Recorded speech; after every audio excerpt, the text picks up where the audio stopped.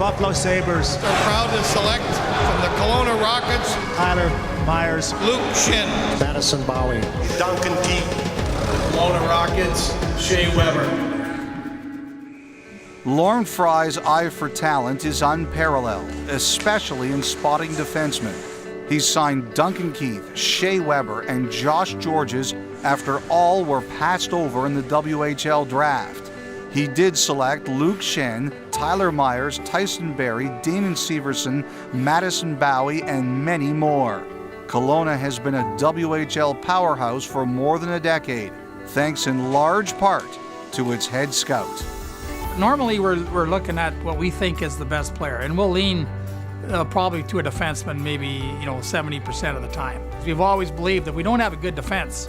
It doesn't matter how good your forwards are. If they can't get them the puck, they're not going to be effective anyways. Our scouts do a good job of getting skilled players here.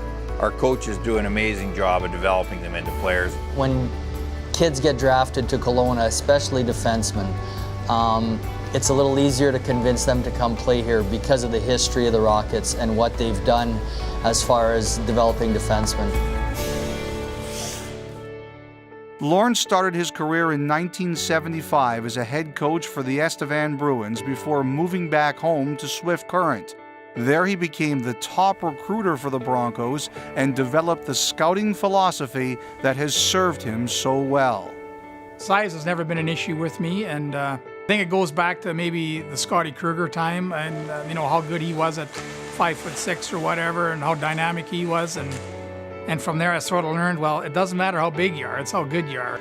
It's a thinking Rockets head coach Dan Lambert knows well from his playing days with Swift Current.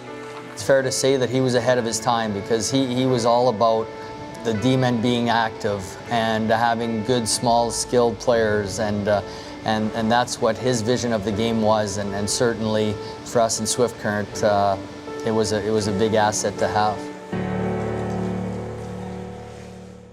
Good evening. Shock and disbelief hangs over the entire province tonight following a tragic bus accident. When the team bus slid off an icy road near Swift Current, Saskatchewan. The Saskatchewan Western Hockey League team was on its way to Regina. The bus accident claimed the lives of 4 young players. Frey's career has not been without challenges, the biggest being the emotions associated with December 30th, 1986. He was on the bus carrying the Broncos team when it crashed. 4 players were killed, including his nephew, Scott Kruger. It's sort of like a surreal moment. You went running up to them and you thought they were still alive. You still thought they were conscious or they were still going to be okay, and you're grabbing them and you're okay, you're going to be fine, not knowing that they had passed. So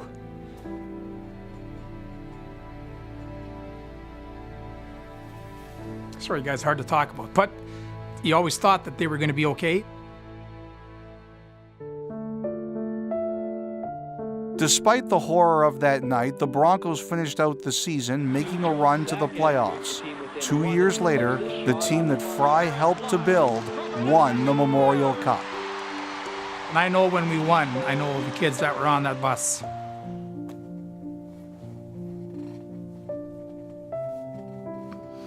We're looking skyward. Saying, hey boys, this was for you.